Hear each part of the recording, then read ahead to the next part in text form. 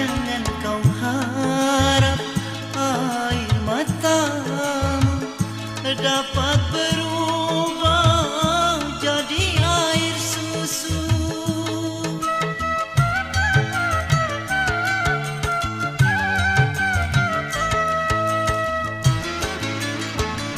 Jangan kau kira luka hatiku dapat berubah